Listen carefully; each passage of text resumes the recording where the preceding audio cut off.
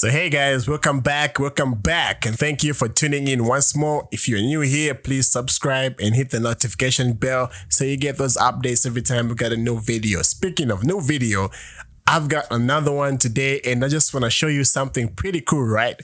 So I've got a layer right now and this is the image you're seeing. I'm going to duplicate that in Control or Command J.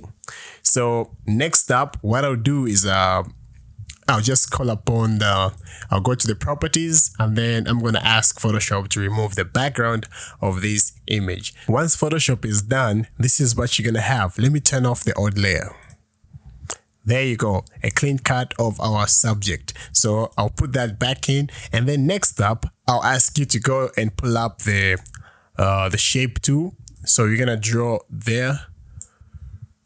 After you've done that, drag this layer in between the two layers. All right, so there you have it. A nice background, right? Nope, just hang on a little bit. We are far from done. Well, not very far. All right, so the problem with this is that it doesn't look natural because there isn't any realistic lighting on the background as well as shadows. Now, instead of drawing your shadows over again, let me show you how you can fix that. So first of all, let's change. So right about now, I'm going to show you something. I'll turn off this and I'll just show you, look at the shadows. All these are blocked out when you have a direct override.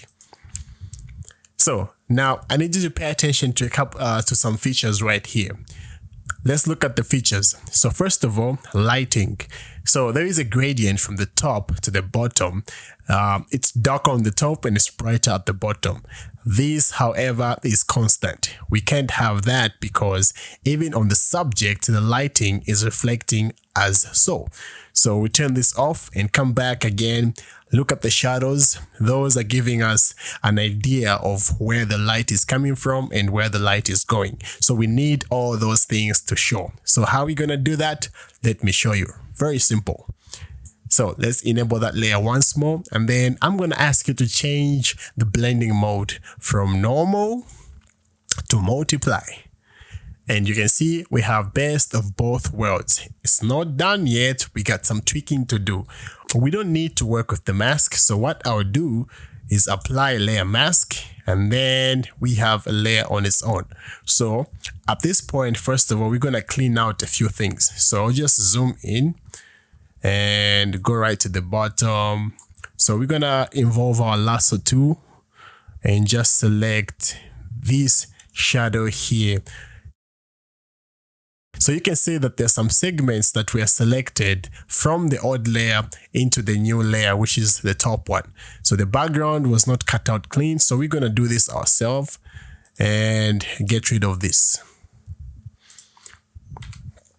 All right, so this shadow is more realistic because it's also containing the color of the background, the flow, or whatever features we have in there. So the background and the flow. We're going to draw over there again just to do some touch-ups. And I'm really doing a rough work right now because I just want to put my point across. Of course, you can sit down and make sure you do a clean job. All right, so back, and I'm going to have that out of our equation and Control D. All right, so deselect, and then now things are looking a bit normal.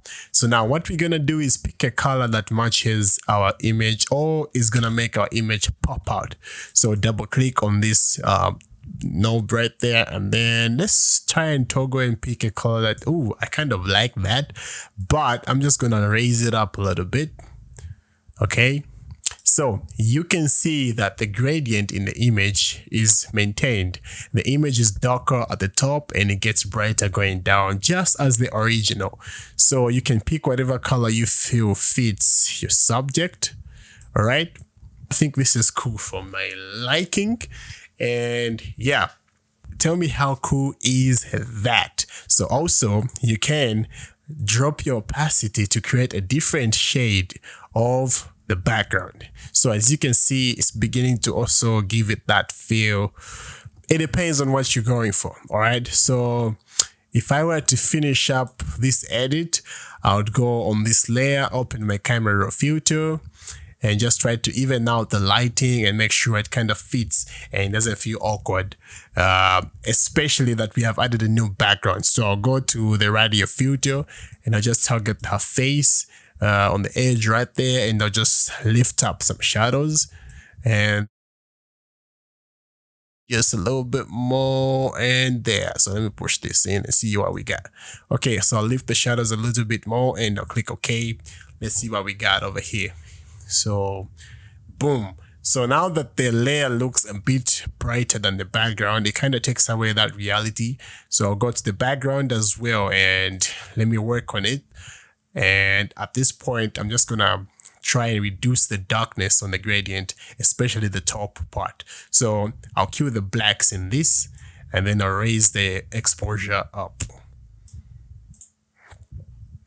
So what do we have? So it's beginning to give it more life and things like that.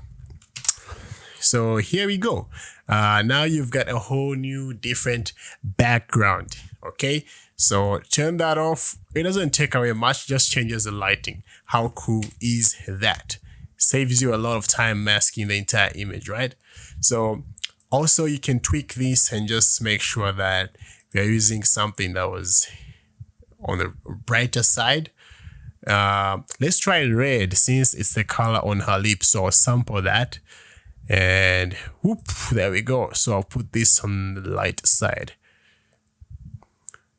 So you get to decide what your background ends up to look like. Okay, so yeah, I'm done and thank you guys for watching. I'll see you on the next video.